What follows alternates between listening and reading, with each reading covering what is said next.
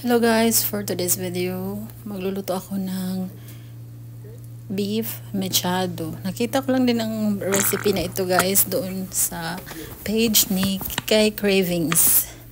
Kaya natakam ako. So, ayan, kahit na hindi naman ito sobrang kagaya nung kay Kikay Cravings, pero muntikan na. Charot. So, ayan, sinison ko lang muna itong beef na mga pampalasa at hinayaan ko lang yan siyang i-marinate. Dahil nakita ko din doon sa kay Kikay na ayan, minamarinate po niya ang beef. So ayan na nga, naglagay din ako ng lime dyan. Hirap pigain ng lime.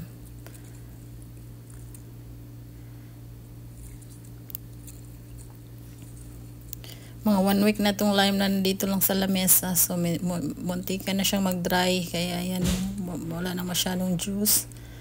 Pero okay pa rin. Para lang yung mabango yung ating beef.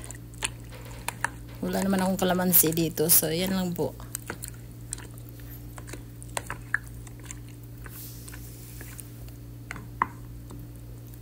Pagkatapos, ayan, ready na din akong i-chop itong mga vegetables na aking ilalagay.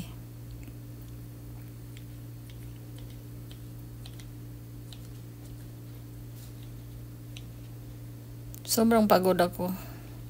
Galing lang namin sa labas. Ako yung nag-pick up ng anak ko eh. Tapos ang init-init dito.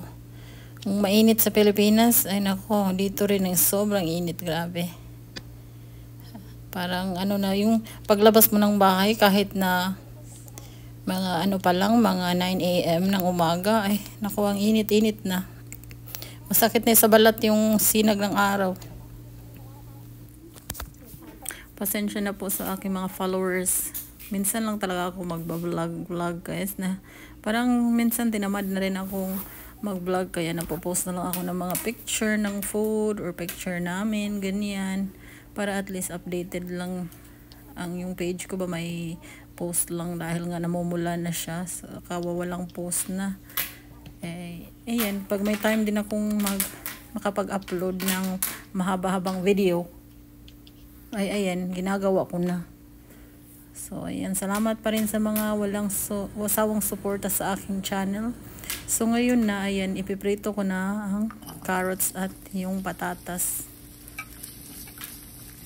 Minsan talaga guys, nahihirapan din akong magluto-luto, mga ganyan. Dahil hindi naman talaga ako super magaling sa luto. Kaya tinatry ko lang ba. Para sa aking anak at sa aking asawa, tinatry ko lang magluto. Pangit naman yung sa labas lang lagi kumakain.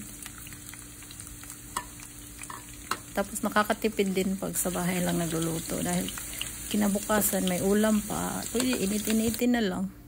O, nakakatipid rin. So, ang mga ginagawa ko dito ay mga basic lang, paggigisa, ganyan. So, panoorin nyo na lang guys hanggang matapos. Dahil hindi na lang ako magbo-voice over. O, hindi ko na rin naman alam anong sasabihin eh.